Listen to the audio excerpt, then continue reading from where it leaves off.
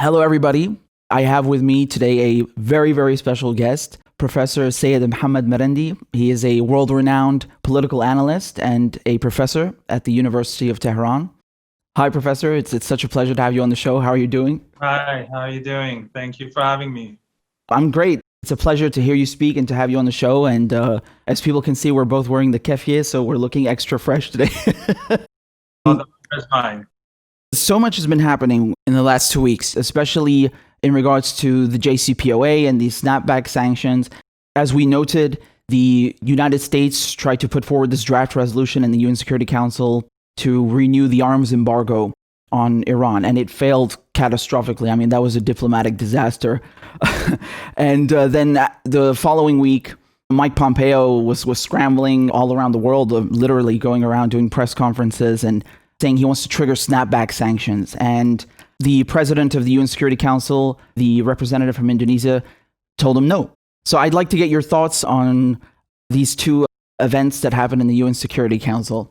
I think the US government has been humiliated 2 or 3 times. First, when they tried to bring in a resolution to extend the arms embargo, which failed. And now when they are using what they call the snapback mechanism, they failed again. And as you rightly pointed out, the UN Security Council ignored US requests or US demands. And the Americans, though, the American government is pretending it's in an alternative universe. So they're saying that, well, we've triggered the mechanism, and in a few weeks' time, the sanctions will be back in place. And back in the real world, the rest of the UN Security Council is saying that, no, things are as they were, and the JCPOA, or the nuclear deal, is still in place. Now, the JCPOA, or the nuclear deal, is not really working for Iran. It's not as if the Iranians are benefiting. The Americans have sanctioned everything in the country. There used to be a joke when last year or so, where people would say, we found some old woman in a village somewhere in one of the provinces, and apparently she's not been sanctioned. So that's how extensive the sanctions regime is. Everyone's included. So even if the JCPOA were to collapse, nothing would really change for ordinary Iranians economy-wise. Or if the weapons embargo was extended, nothing would really change, because the Iranian weapons industry is very developed, basically because of the sanctions. But it has been a humiliating defeat for Trump and Pompeo.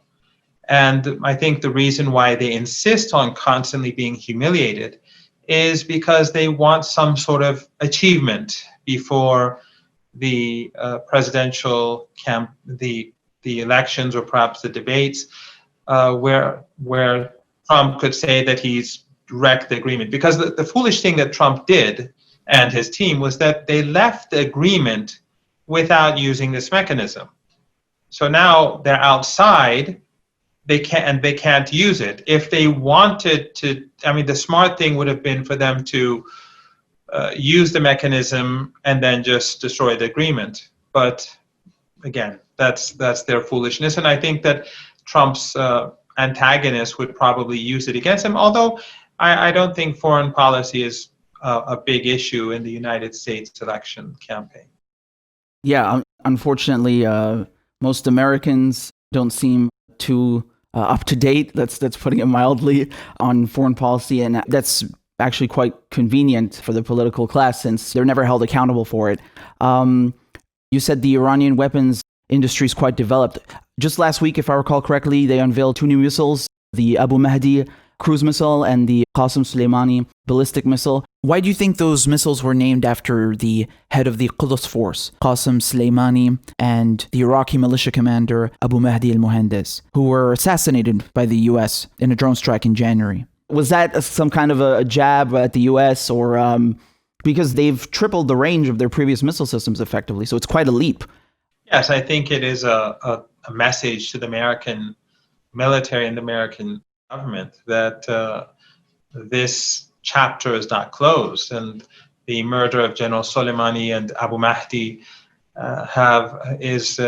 this is still a very important issue for ordinary Iranians and the the government, the administration, and the whole political establishment.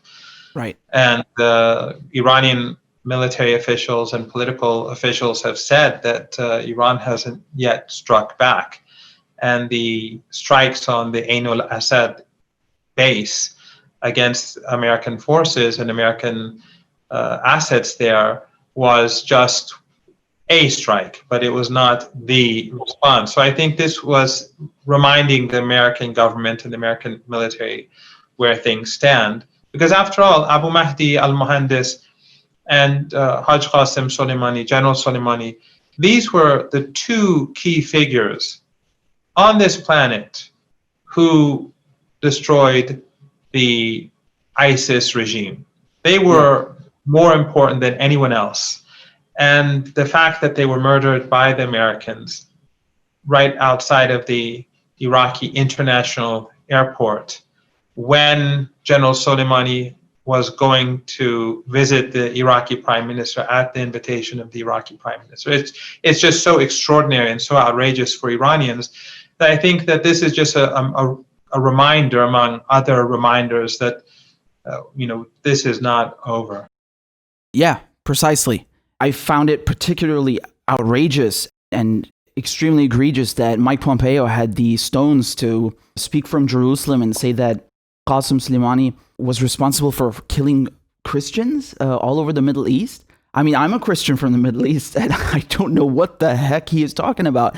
And as you just said, the Quds Force and Qasem Soleimani were instrumental in defeating and helping in the fight against ISIS, and on many occasions, which saved the lives of countless Christians. And then the United States goes ahead and assassinates him and Abu Mahdi al-Muhandis, this blatant act of war, this brazen act of barbarism, I mean, violating not just Iran's sovereignty, but Iraq's sovereignty. And so that's why I find that particularly egregious. And then I don't know if you had the misfortune of sitting through the DNC and RNC conventions, but just 2 nights ago, Donald Trump once again said that Qasem Soleimani was the #1 terrorist on the planet. And I'm listening to this and my jaw dropped. What are your thoughts on these kinds of comments? Well, I have to give a sort of longer response, if it's okay. And that is that the creation of ISIS was the fault of the United States more than anyone else. I mean, ISIS initially was created in Iraq. It was the Islamic State of Iraq. I mean, it had multiple names, and that finally became the Islamic State of Iraq. And it was funded by Saudi Arabia. The Iraqi Prime Minister at the time made these accusations against the Saudi government. Then when the unrest in Syria began, and then foreign powers began to take advantage of the unrest and fund extremist forces, ISIS created the Nusra Front for Syria. And long story short, ISIS grew, the Nusra Front also grew. Of course, ISIS, it was the Islamic State of Iraq, the Nusra Front group, and then ISIS declared that these two are one, and it would become the Islamic State of Iraq and Syria, or ISIS.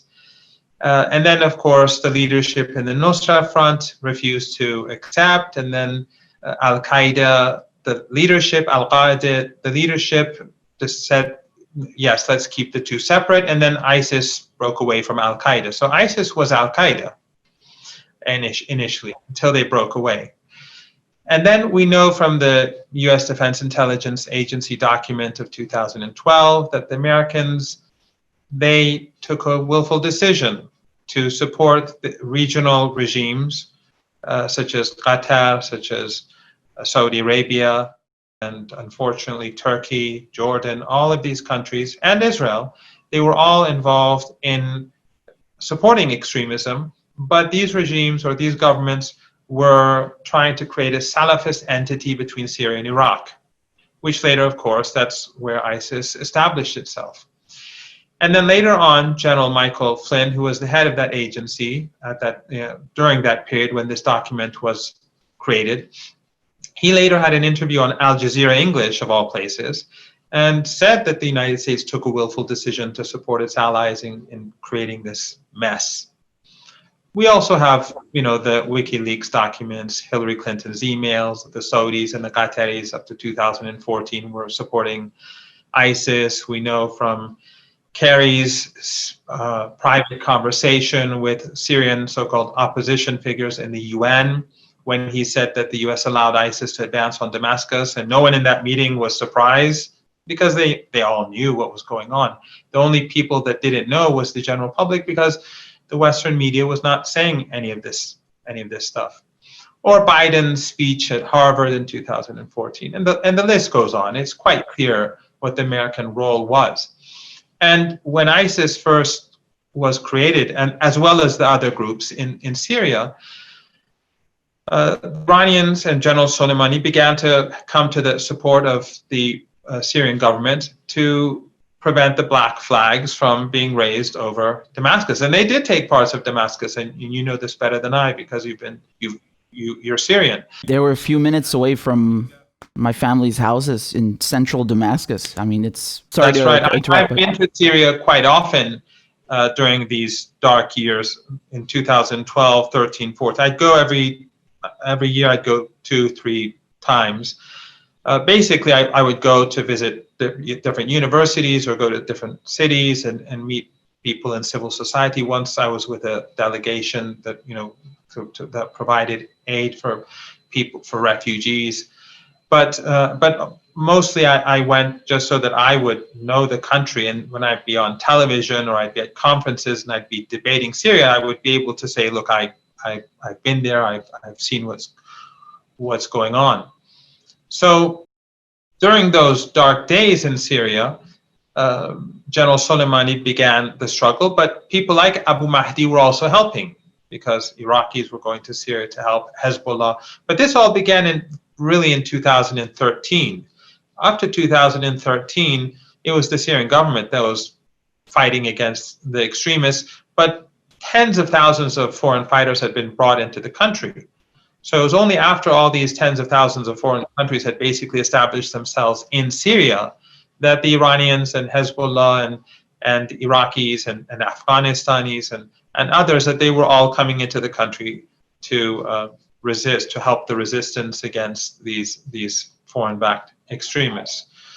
So, and then the spillover went into Iraq, and, again, Obama admitted when ISIS was about to take Iraq, they advanced on Baghdad, they were very close to Baghdad, they were about to take Erbil, the Kurdish city. And Obama, when the Iraqi prime minister at the time requested help, Obama refused because he wanted to, put pressure on him to get concessions from the Iraqi government. So both in Syria and Iraq, the US government was aiding extremism, and it was using it for its own, admitting, by their own admission, for their own political purposes, letting people die so that they could get what they want. Again, in Iraq, especially Abu Mahdi al-Muhandis and General Soleimani, they began pushing back the extremists, and they were, again, the two chief people to defeat them. I don't think that the Iranians were giving the Americans any intelligence. They were probably, anything that they had, they'd be giving to the Iraqi government, and the Iraqi government would do what it wanted. But the Americans mostly would just bomb. They were not making any sacrifices, and they were very brutal in their bombing. I went with the Popular Mobilization Forces immediately after Mosul was liberated, and I filmed it when I entered the city, and it was badly damaged. And when we were touring the city, there were hundreds of people under the destroyed houses. The Americans were just literally bombing all over the place. They had bombed Mosul University. You could see the buildings on the campus destroyed. So the Americans didn't have any heroic role. They just, when they decided to turn against ISIS, they would just simply bomb them, destroy cities, and, like in Raqqa, the Americans destroyed the city. And then the Western media has the audacity to talk about barrel bombs and that sort of thing, when we saw the sort of devastation, and I saw firsthand the devastation and destruction that the Americans created. But the Western media won't touch this sort of thing because, contrary to what some people think, the Western media is not free, and it's not owned by the people. It does not represent the voices of the people. It represents the state and the elites who control the states, whether it's the United States or its close allies in Europe. Yeah, exactly. You raised such a wide array of brilliant points there, and one of them is about the indiscriminate bombing that they always claim Syria and Russia are undertaking, while conveniently ignoring the destruction that you just underscored, both inside of Syria and Iraq. I mean, not to mention all the other countries that the U.S. has invaded, but coming afterwards and then claiming that the U.S., which created not just the power vacuum and the conditions for ISIS, but then aided and abetted them and did nothing about them, to come, as Trump did 2 days ago and on many other occasions, and say that he single-handedly defeated ISIS. I mean, it's quite frightening how people swallow this up, and they have no clue whatsoever about the reality on the ground, and they just believe it for what it is. And I'm not just talking about Trump's base, but even the general public, the people in the West, they believe all of this nonsense that's regurgitated by the media. It is really quite frightening. Palestinian Christians, were they ever supported by the U.S. government? Most of them have left the country because of the decades of suppression. In Syria and Iraq, it was Iran, alongside, of course, the Syrian army, and Hezbollah that protected the Christians, the Druze, and other minorities. Of course, they defended themselves as well. It was the Syrian army is a mix of all people from all ethnic and religious backgrounds in the country in Syria. And in Iraq, again, the Iranians helped defeat ISIS and prevent them from destroying Christian communities. I visited Christian communities when we were going to Mosul immediately after the liberation, and there are, and at that time especially during the fighting, there were Christian troops as a part of the popular mobilization forces. The Hashd al-Sha'bi includes Christians, it includes Yazidis, it includes Kurds, it includes Sunnis. There are all sorts of troops from all backgrounds in Iraq. But the Americans like to, and when we went to Mosul, for example, and again, this was like 2 days after the city was liberated, we were going through areas that were controlled by the Hashd, but they were Sunni.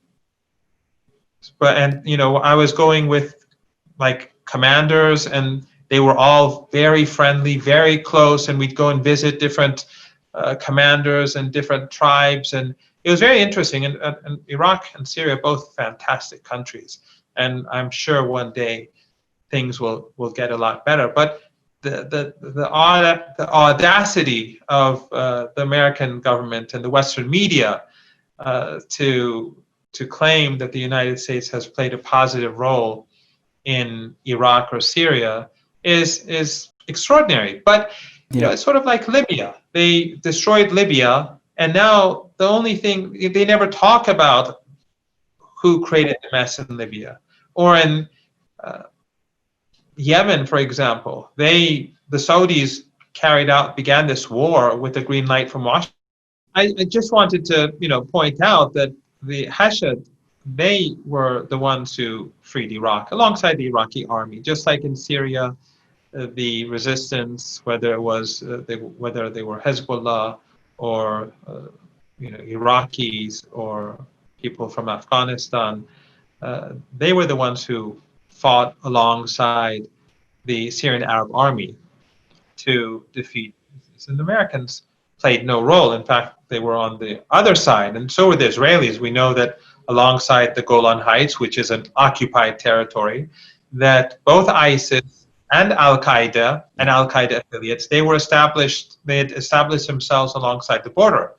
And the Israelis not only tolerated them, but they allowed them to be there. So ISIS was right alongside the Israeli border, of course, the occupied border. And then so was Al-Qaeda. And they were there. They were sort of a buffer between Syrian Arab army forces and the Israelis. And whenever the Syrian government would try to advance against Al-Qaeda or the Nusra Front or ISIS, the Israelis would bomb Syrian positions, just like they do regularly now. Every now and then, they basically strike Syrian targets, and then they say they're Iranian, even though it's nonsense, or they say they're Hezbollah. They just use that as a justification to strike out at Syria. Even though if they had struck Iranian targets, it would still be, a violation of international law and aggression, because the Iranians are there at the request of the Syrian government. But they don't attack Iranian positions. That's why over the past 2-3 years, the Israeli regime has never given any names of any Iranians that over the last couple of years that they've killed. If they've struck so many Iranian bases, they should be able to name a few hundred or at least tens of Iranians. They killed one person from Hezbollah a few weeks ago, and they're still waiting for Hezbollah to strike back in southern Lebanon or northern Palestine. So obviously the rhetoric and the propaganda is very different from the reality on the ground. Yeah, I think his name is Ali Jawad, if I'm not mistaken. And, they've been shivering, having these ghost firefights on the border with Lebanon and claiming Hezbollah trying to... It's ridiculous. Al Mayadeen TV showed this clip of their ridiculous behavior on the border with Lebanon. Yeah, exactly. If it were true, just like you said, they would have names and footage and everything, and they love to boast, but it's just an excuse and a justification for them to violate Lebanese, Iranian, Syrian sovereignty at will. They walk in like they own the place, and it's just another indication of how you have two standards of international law, one for Western countries and one for everybody else. And speaking of the Hashd al-Sha'bi, you always hear in the Western media that Iran is supporting Shia proxies, and that's one of the justifications, that one of the reasons that they use to try and impose an arms embargo on Iran. And the reality on the ground just completely blows this narrative out of the water, because as you just mentioned, these militias are a popular resistance movement, and they're made up of various ethnic and religious groups. But most people have no clue about that, and they just keep buying this propaganda, and it's just absolutely ridiculous. The Americans, they go into Iraq. First of all, they supported Saddam Hussein. Yeah. They helped him invade Iran. They gave him everything he needed. They gave him chemical weapons. I survived 2 chemical attacks. Chemical weapons were used hundreds of times against Iranians and Iraqis. Western governments, all of them gave Saddam political cover. They gave him the intelligence to use those chemical weapons. But they have the audacity to speak when they have these alleged attacks in Syria, which we know the last 2 were definitely staged, and we don't need to go into that. I'm sure you've covered that extensively before. Yeah. But so they were like 3-4 chemical attacks or alleged chemical attacks, a combination of the 2 in Syria, and then Western regimes are outraged. But multiply that by 1,000, and then you will still not be able to, explain the extent to which these weapons were used against us. Yep. In 1984, I survived a chemical attack. In 1988, I survived a chemical attack. I went to Halabja, the town of Halabja, right after the chemical attack, where over 6,000 people in Halabja were massacred by Saddam Hussein. And the Western media did nothing, and the UN Security Council did nothing.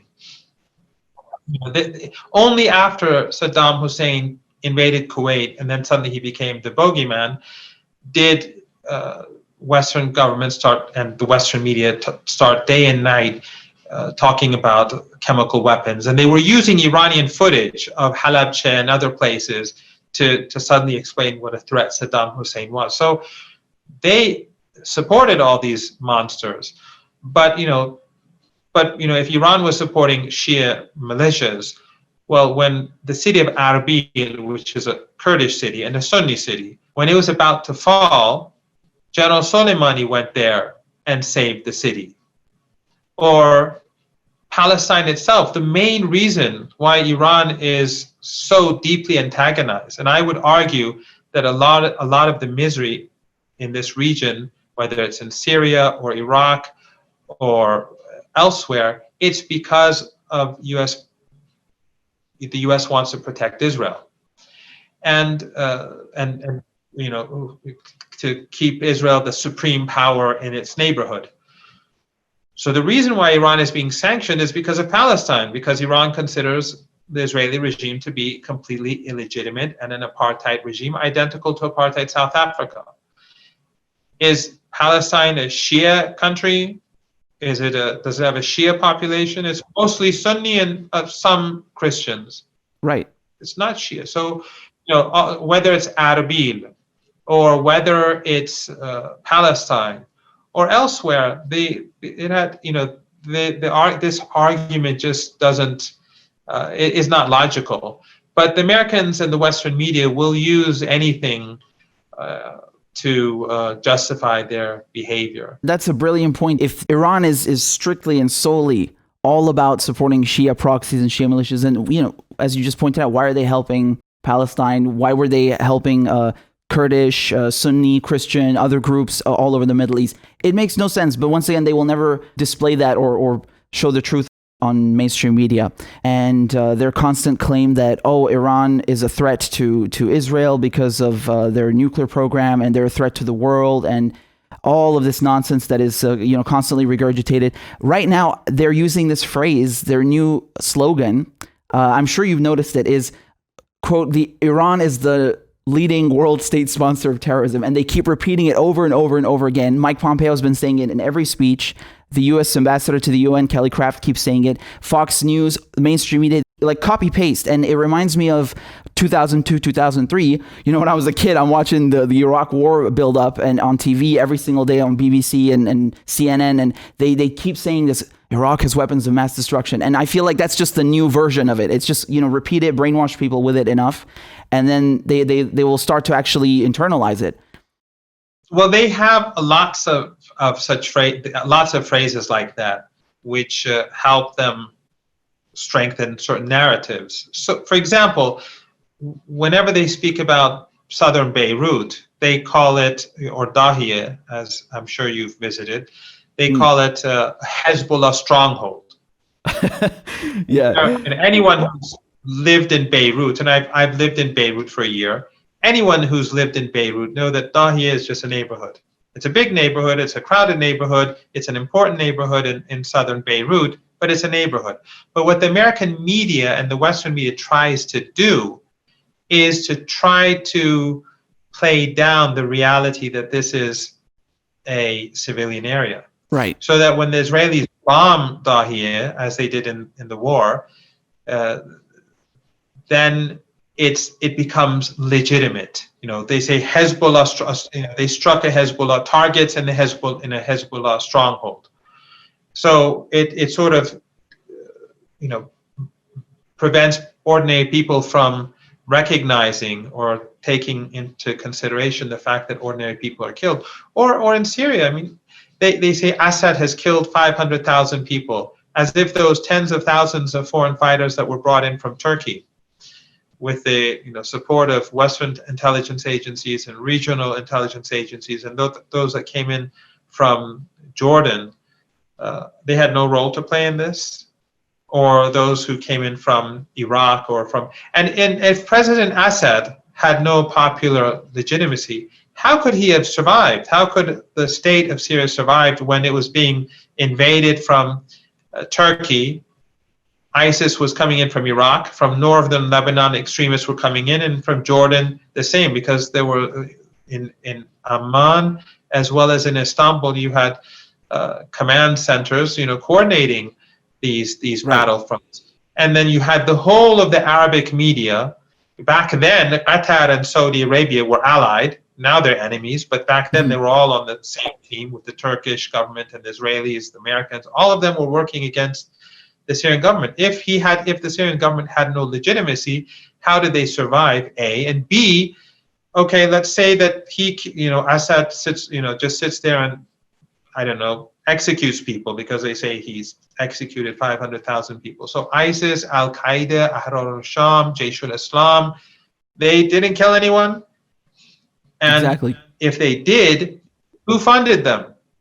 There we go. The people who funded them are just as murderous as those people who behead people. I mean, so the American president, European leaders, regional leaders, all of them have the blood on their hand, whether it's ISIS or Al Qaeda. It's just like Saddam Hussein. The chemical weapons that he used, they were provided to him by European prime ministers, presidents, chancellors. I remember Donald Rumsfeld shaking his hand and going to meet him. And exactly. So they go to cocktail parties and they're sophisticated in their language, but they're just as murderous. There's no difference between them and the henchmen that they sent. It's sort of like The Godfather.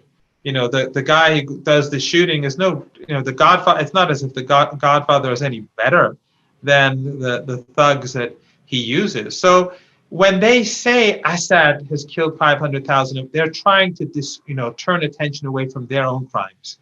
And those people who justify this or who repeat these words, Assad killing his people, they are intentionally using these phrases to build narratives, to strengthen narratives. So whether it's Hezbollah stronghold or state sponsor of terrorism, all of these are just phrases that are carefully constructed and used repeatedly in order to strengthen a narrative. So, for example, I may be invited on BBC for a few minutes, and I may say a few sentences that go against the narrative.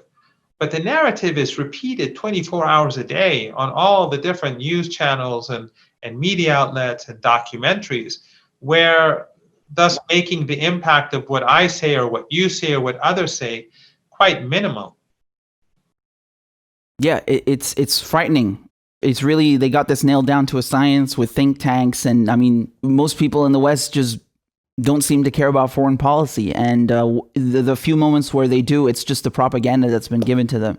For me, when I'm looking at how they report about the Middle East and they try to base it off of sectarian lines alone, to me, I feel like they're just covering for their imperialism, because it's very easy for them to invade us and fund armed opposition groups and terrorism and kill us, and then say, oh, look, all of these backwards people in the Middle East, they just care about religion and they're just killing each other. And then hiding their crimes, hiding the fact that they participated in this and fueled it. And would you agree with that assessment? Do you think that that's accurate? Absolutely. Absolutely. I mean, let's look at Venezuela. How many countries are supporting Venezuela? Iran just recently sent numerous ships, and I think another one reached there a couple of days ago as well, to support the people of Venezuela. Is Venezuela Shia? If it is, it's news to me. Or, for example, when Western countries were supporting apartheid in South Africa, when the apartheid regime was affiliated with the Western Bloc, Iran was supporting the resistance, the ANC and other resistance groups. Nelson Mandela was a terrorist, according to U.S. law. The ANC was a terrorist organization, according to U.S. law. When Nelson Mandela was freed from prison, and later when he became president, he was still a terrorist, according to U.S. law. When his term in office finished, he was still a terrorist in U.S. law. It was only in 2008 when his name was finally removed and the ANC. Nelson Mandela went, I think one of the, maybe the second or third country that he visited after being freed was Iran. Right. So, I mean, is South Africa a Shia country? Or again, the Palestinians, now that everyone has forsaken them, the only country that supports them is Iran. I mean, Turkey pretends that it's supporting them, but, the Turkish government has formal relations with Israel. They trade with Israel. Exactly. Israeli tourists, they go to, they have direct flights. It's, and they were on the same page in Syria. Both were working to destroy Syria. Sadly, because the Turkish people, and many people actually in the ruling party are very decent people, but this is a sad reality of Turkish policy there. So yes, these are excuses because this extremism that we see today was actually, as you know quite well, first developed in Afghanistan, and the American government and the Saudis started supporting them. Their school books and the books that they used to build up their ideology were actually first published in the United States. They were printed in the United States and taken to Afghanistan. So they use Al-Qaeda and later what became the Taliban in Afghanistan for strategic purposes. So, if it's a religious thing, it's their religion because they own it, they and the Saudis. But this has nothing to do with religion. After all, the secular West, they are responsible for more death and destruction across the globe and in Europe itself in the First and Second World War than any other country anywhere else in the world. If Hitler has committed atrocities or Churchill has committed atrocities, and you combine them, all their atrocities, it's infinitely greater than what other countries have done. What Hitler did to Europeans, Churchill did to the rest of the world.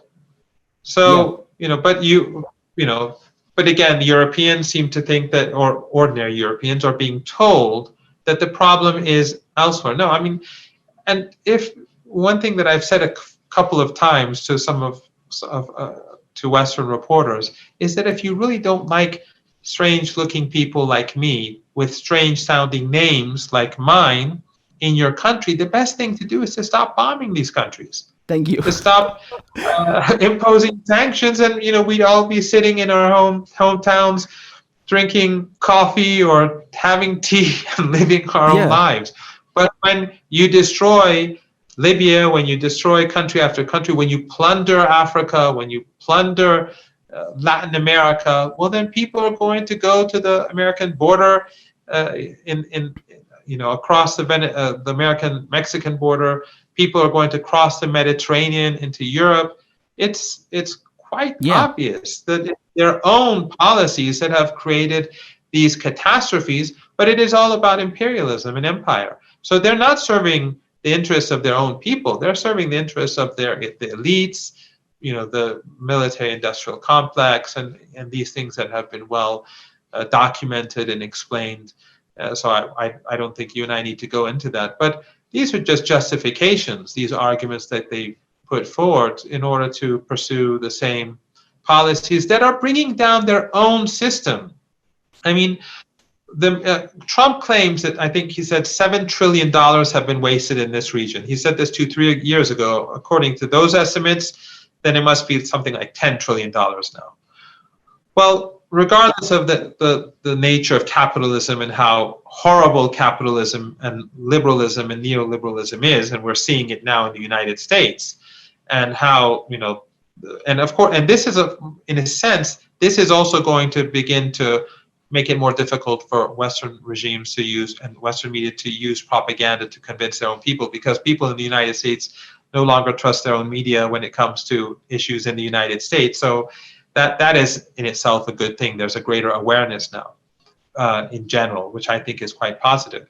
But that aside, the bailout, which is trillions of dollars stolen from ordinary people and given to the rich. Basically, that's what has happened, both now and in 2008. Right. If you combine 2008 and what happened just a few months ago, and which is ongoing, it is less than the amount of money that the United States wasted on its so-called, unending war against terrorism.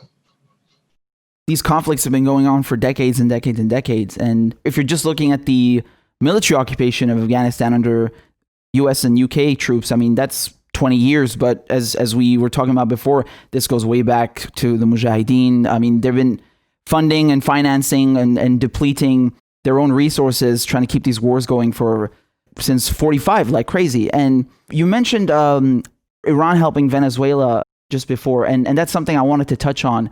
The United States puts both Venezuela and Iran under sanctions, and then when they try to trade with each other, still tries to intervene and stop them. And they claimed that they seized oil tankers a few weeks ago.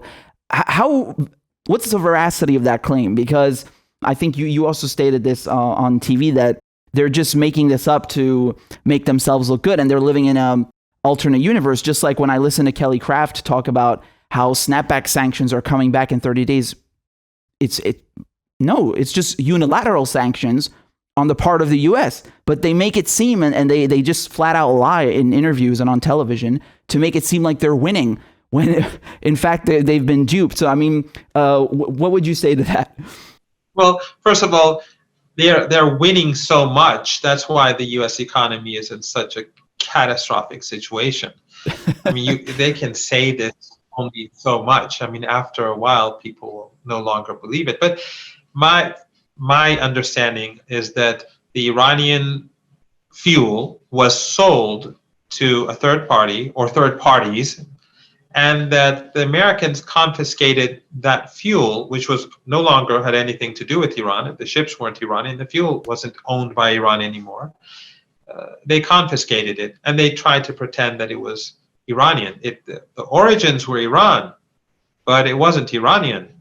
It's like you owning a shop and then you selling something to me, and then someone takes it away from me and says he stole it from you.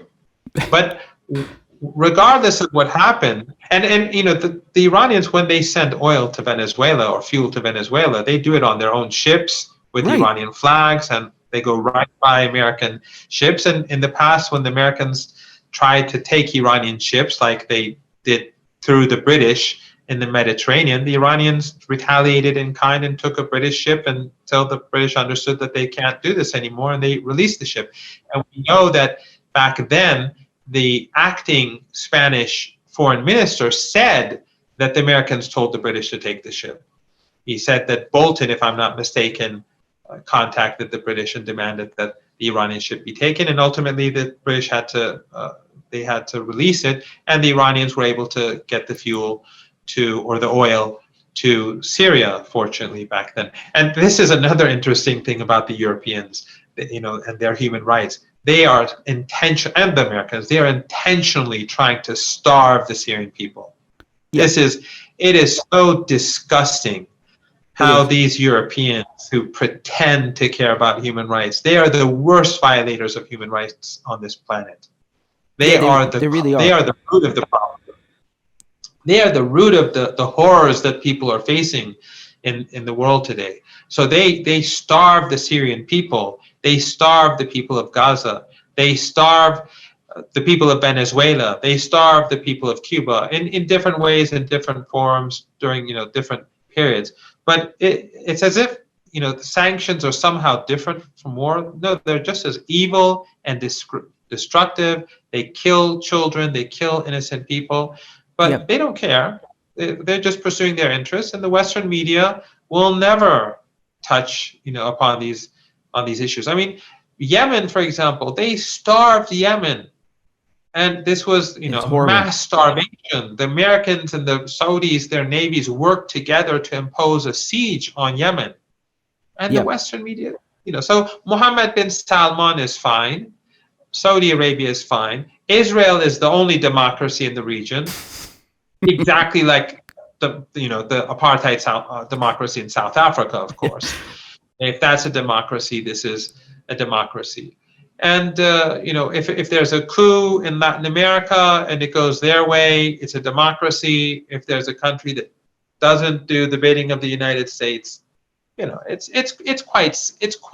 more simple than many people think. But again, what I find to be refreshing is that there's a lack of trust in Western narratives in the West now, and in particular in the United States. And I personally think that the United States is entering a very dark era because it's moving towards a Great Depression, probably worse than 1929 and the 1930s. And they're only making things worse now because Trump is trying to, they're just printing money to, I think, to delay the collapse until after the election. But, and I think that after this happens, many people in the United States are going to have very different attitudes about the U.S. government. And I think that the U.S. government is going to have a lot of problems at home, and that will make things different in our part of the world and in different parts of the world. I think it'll create new openings. And countries like Saudi Arabia, they're spending money like there's no tomorrow. This can't continue. It's not something, they don't have an infinite amount of money. Or Turkey, for example, the economy is very much dependent on tourism, and under Corona and especially with the debt that the Turkish government has. But the irony is that Iran, which is sanctioned, it has been spared from much of the harm that has been brought about by the coronavirus. I mean, the coronavirus has hit Iran hard like everywhere else. But because of the sanctions, Iran wasn't able to export much oil, so it wasn't hurt.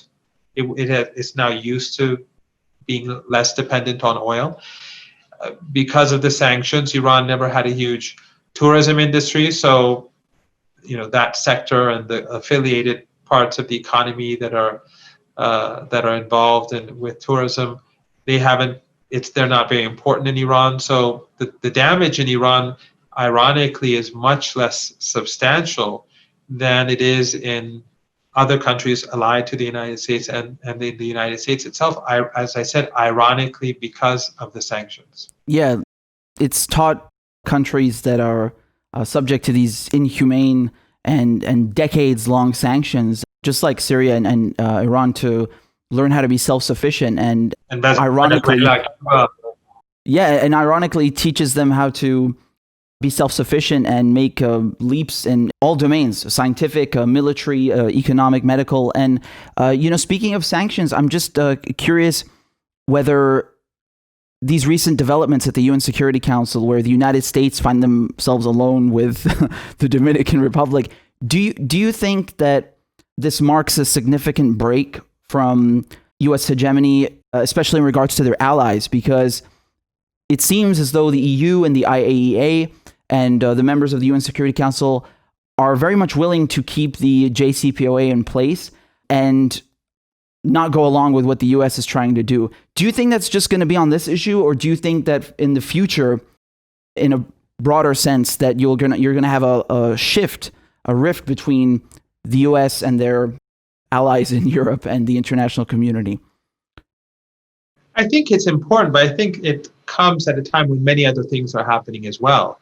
And if Trump is reelected, some people in Iran actually would prefer Trump because they think that he is destroying the United States and its relationship with its allies and its relationship with other countries like China and Russia, and that Trump is isolating the United States, and that the divisions at home are also going to make things much more difficult for the United States in future. Of course, there are those who would rather he didn't remain president, but I think that it is whoever is the next president. This is, I think, an important event in that it is humiliating for the U.S. government. But I think it comes alongside many other things. The fact that the people of Venezuela have been able to resist is a sign of U.S. weakness. So the Venezuelans have played a role. The fact that the people of Syria have been able to resist this very evil war, this dirty war that Western and regional powers launched against it. All of these together, when you combine them, and the fact that capitalism is reaching the final stage, I think we're in the final stage before the fall of the U.S. economy. The corruption of capitalism and the corruption of liberal capitalism and the corrupt foreign policy, that the United States and its European allies, and the Europeans in particular, one thing that was very interesting about the Europeans is that sometimes they try to behave as if they're different from the Americans and that they're more sophisticated and more humane, but they're always riding piggyback. Yeah. They always take advantage. They're always taking advantage of the empire. Yeah. And it's, so they whether they support or criticize Washington, they're always, on board. Even if they're grumbling in public, they're taking all the advantages that they can. They're not really any different. Again, my experiences with chemical weapons is enough for me. The very people who gave Saddam Hussein those chemical weapons to use so extensively, they are alive. They are CEOs. They are still in parliament. This wasn't 60 years ago. This wasn't 100 years ago. Many of these people are still around. And, is anyone going to go to jail? Some of these activists or so-called pundits or academics who've been supporting Al-Qaeda and all these extremist groups in Syria who were outraged about the alleged chemical attacks, well, if they're so outraged, they should be, going to the houses of these MPs or these CEOs who've created, the deaths. People in Iran are dying as we speak. It's a very slow death. Even I myself, because of my chemical injuries, I'm more susceptible to the coronavirus than ordinary people. And there are many people who are, who've been much more badly hurt than me. So why aren't they outraged about what their governments have and their businesses have done in Iran? And why don't but instead they just they attack the Syrians. Why? Because these people, I guess, they get funding from the government, or they get funding from these foundations or independent foundations, or they want to be on TV, or but it's interesting when these alleged, every time, and there were just a few in Syria. In Iraq, Saddam Hussein did it thousands of times and many major attacks. But in Syria, those few alleged attacks, they always happened when the Syrian army was winning a battle. Exactly. And then on those occasions when the Americans did, and the British and the French struck the Syrians, they struck those places where the chemical weapons were being made. Well, if they were really chemical weapons there, and they had struck them with their missiles, then there should be a catastrophe. Right. You should have people dying in those areas because of the chemical weapons that were hit by the American and British and the French missiles. They knew there were no chemical weapons. It's ridiculous. I brought Aaron Matei on from the Grayzone because they did extensive diving into the whistleblowers and leaks from the OPCW, and simultaneously I explained just from a geographical strategic point of view why this made absolutely no sense, because as you just pointed out, the Syrian army was winning. I'm referring specifically to the Duma attack, after which alleged attack, after which the French and British and U.S. bombed. Yeah, it just complete nonsense. And as you said, there should be a spill and just biohazard disaster throughout the whole city if that were the case. But it's just made up, and they have this double standard where they care about people dying from alleged chemical attacks, but then they're completely fine with imposing sanctions that kill people and depriving them of medical equipment and food, and doing this for years. I mean, and decades. It's not just like one time or something, or 1 month. No, they are perfectly fine with slowly murdering people, and it's such a disgusting hypocrisy. It really is. On that note, where you said that the Europeans are perfectly fine piggybacking on the Americans, which is very true. I'm just curious what you think of what the U.S. ambassador to the UN said, Kelly Craft. She said that even though the U.S. are alone in wanting to put sanctions on Iran and renew the arms embargo, she claimed that privately, the U.S. allies have expressed that, it would be the worst thing in the world if Iran can buy weapons again. So, I mean, first of all, do you think that's true that the Europeans are on board with that secretly? And second of all, do you think that once this arms embargo expires, that Iran will be purchasing new weapon systems and SAM systems from Russia and China? Well, as I said earlier, the Iranian weapons industry is very advanced. You remember then that when the Iranians brought down the American drone, Yeah.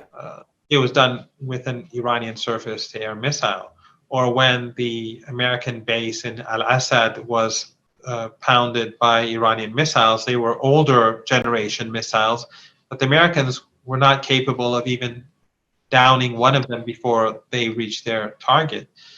So Iran is quite capable, and even if there was no embargo, Iran really doesn't need much. Maybe a few. That's why they're so scared. Yes, and the Iranian exports they are already happening. Iran obviously supports Hezbollah. Iran obviously supports Ansarullah, even though it's surrounded. But they find ways. It's very limited, their support, because Iran doesn't have the capabilities. I mean, the Americans and the British and the French and the Germans, and the Canadians are all supporting the Saudis and helping them destroy Yemen and create genocide. Yeah, that's fine. Yeah, that's fine. That's fine. Mass murder is fine as long as it's done by, the Europeans and the Americans, because they're more civilized than the rest of us. Not more civilized. They're civilized and we're not civilized. And that's just how it is. That's just how the narrative works. When it's Venezuela, they're the bad people. Those who are sanctioning them. The president of Venezuela is a bad person, but those who sanction him, they're fine. They steal Venezuelan assets, it's fine, because they're civilized. It's they have the moral legitimacy, just like the Iraq War.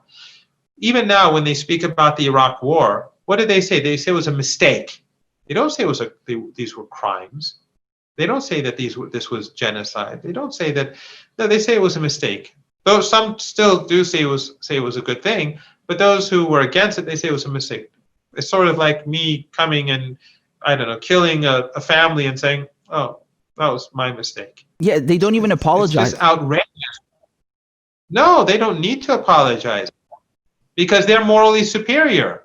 If they committed crime, it's not a crime; it's a mistake. Exactly. But when the Palestinian people, they're fighting back with some primitive rockets that they were able to make with their own genius, despite the hardship, it's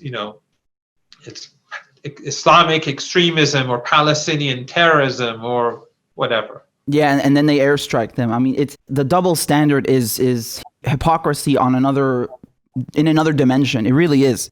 For the last 2.5 weeks, they've been bombing Gaza every day. And imagine all these children waking up at night, in the middle of the night, terrified of the sound of.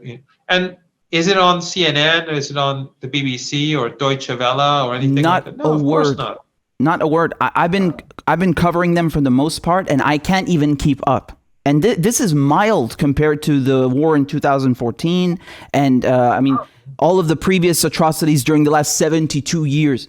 They've made people desensitized to it, so that even if they did report about it, which they won't do, but even if they did, people just wouldn't care, because white lives and Western lives count more than the rest of the world.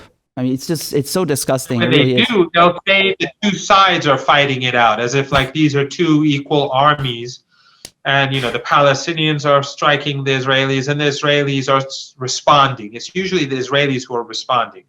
So it's not the Israelis who initiate anything. They make it sound as if it's balanced. So when it's not. This is just how Western media functions. So when it comes, going back to what you were saying earlier, when it comes to the sanctions and the Europeans, what they may be saying in private, I have no doubt that the Europeans in private are trying their best to remain in Trump's good books. I mean, they are one and the same. There are different factions of the same establishment. Just like Biden and Trump are from the same establishment. Trump may be crude. Trump may be disgusting in the way he says things. But Trump is no more criminal than Obama was. I mean, Yemen, the sanctions on Venezuela, the destruction of Libya, the destruction of Syria, the dirty war in Syria, that began under Obama. Didn't begin under this guy. Exactly. So they're not really the same. True, Trump is less predictable. He's not politically correct. He's more openly a racist. But it wasn't as if Obama did anything real for minorities. I mean, he destroyed so many countries. They were all dark-skinned people. But in the United States, Obama, when he speaks about the founding fathers, that basically means he's a part of the establishment. And the founding fathers were overwhelmingly slave owners, and the rest of them were not hostile to slave owners because they were all together. So they're all a part of the same establishment elite. And African Americans or blacks in the United States under Obama, the conditions for them didn't improve. They got worse. It was worse than, according to many calculations and statistics, than under Bush. So, I don't really, for me, there's no, and I know that some people don't agree with me on this, and I get some pushback on this, but for me personally, I don't care who is elected. Same. It's continued war and oppression. Obama and Biden, they helped to start and sponsor all the terrorism in my country. I haven't seen Syria in 10 years. I haven't seen my family in 10 years. I've been there a few months ago. It's a beautiful place. I miss it so much, and it's quite safe. It's quite safe in most areas right now. Alhamdulillah, yeah. It's mostly, for the most part, going back to normal. But I mean, with the Caesar Act sanctions. But I mean, going back to what you said, it's the same. It's really quite ignorant to just disregard everyone in the global south and especially in the Middle East and our lives and our experiences and hardships, and claim that, one is better over the other. No, when these people and their political apparatus dictate the vast majority of international affairs, it does play a part. You do have to take us into account. And they are equally responsible for these wars, for starting them, continuing them, for fueling them. It never changes. And we are always on the receiving end of this imperialism. And it's really disrespectful to disregard us from that equation. And like you said, it just makes no difference. It really doesn't. And alongside the sanctions, by the way, we have to always keep in mind that they increase the sanctions and maintain the sanctions as coronavirus is killing people. So the Americans were trying to prevent Iran from importing masks. The Americans were trying to prevent Iran from importing kits to detect the coronavirus. The same is being done in Syria. They're preventing the Syrian government from adequately protecting its population, but they say Assad is killing his own people, or they're actively preventing Venezuela from being able to protect itself against the coronavirus. These sanctions are directed against ordinary people. They prevent them from importing, they prevent them from exporting in order to be able to purchase goods, to protect their own people. This is what it's all about. The inhumanity of the Europeans and the Americans is incomparable to anything that we have in Venezuela or Syria. But in addition to that, the hypocrisy is extraordinary. That's one of the good things about Trump, by the way. I mean, I don't have a preference over who wins, but the good thing about Trump is the mask is off. He is, you can see the disgusting nature of U.S. foreign policy under Trump because he's so blatant about it. Exactly. But it wasn't as if it was anything different beforehand. The only thing that I would hope happens in the United States is that whoever is elected, I hope that people begin to increasingly recognize that they live in a one-party state with two factions and that they need liberation. They need to overthrow the system. And until they do so, things in the United States aren't going to get any better. Exactly. And by the way, you just reminded me once, I think Bashar al-Assad, he said something along the same lines that, quote, good thing about Trump is that he is a transparent enemy. And what more could you ask than for a transparent enemy who's clear with their intentions? And then it was so funny because the U.S. media started spinning it as, Assad is friends with Donald Trump. And I was like, no. That was really a funny episode. I think it's last year. The Western media, when they say that, they know they're lying. Yeah. They're using it for strategic purposes. They want to antagonize him further. They're always twisting what people in this region say or what leaders in this region say. They know when Ayatollah Khamenei says something, they twist his words. When President Rouhani says something, they twist his words. Yep. When President Assad says something, because it's all in order to reach within the context of the objectives of the foreign policy of their governments.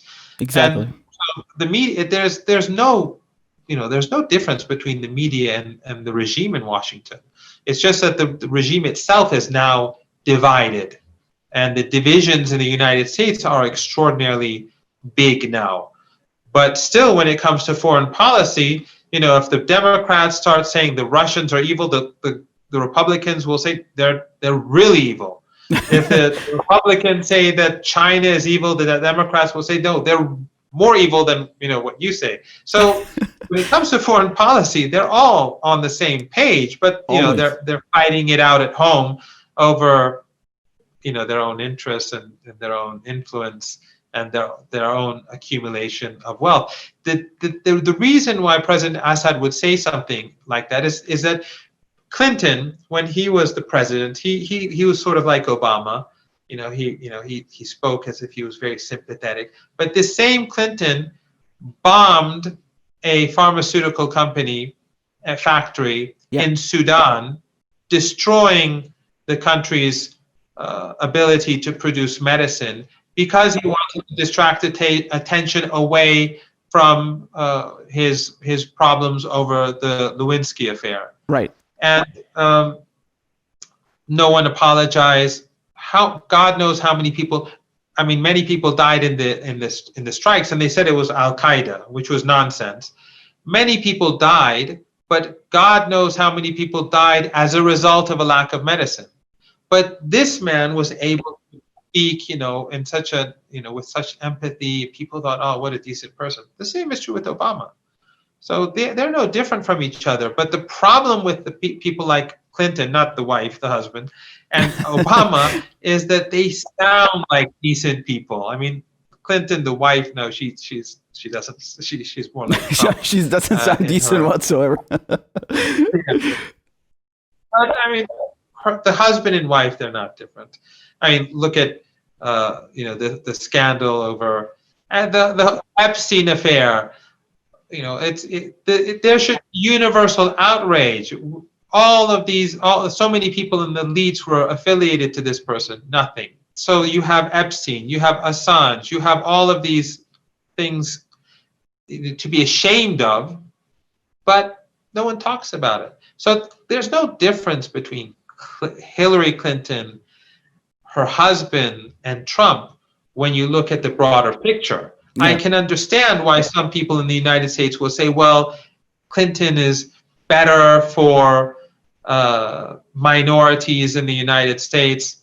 But regardless if there's some minor difference between the two or between Biden and Trump, and let's forget Biden's own sex scandal or his own son and all that.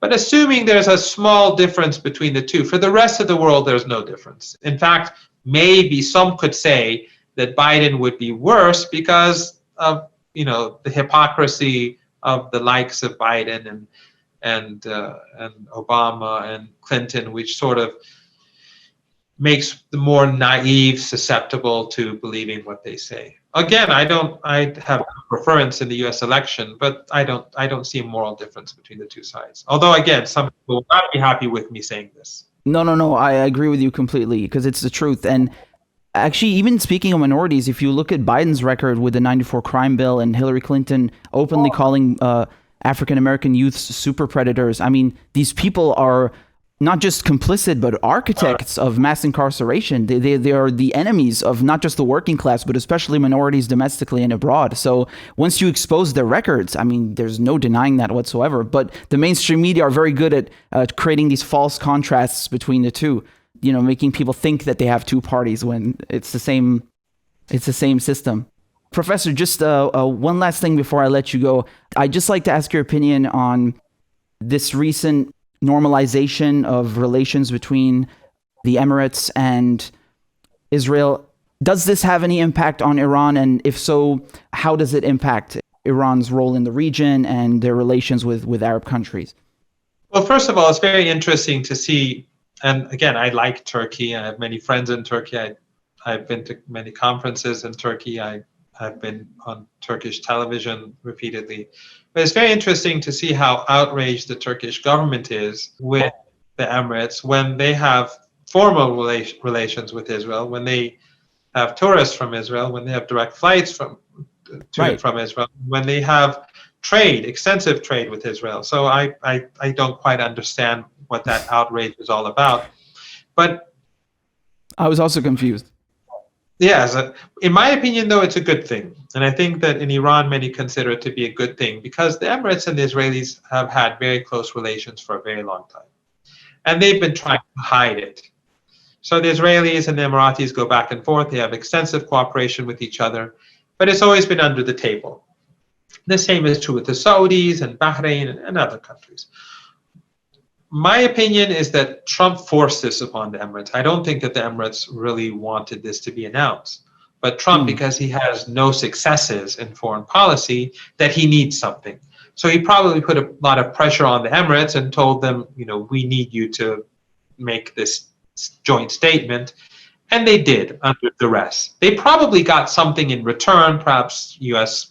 sort of tilting towards the Emirates in Libya or that sort of thing. But for Iran, it doesn't make a difference because that relationship was there. It's actually good for Iran because it humiliates the Emirates.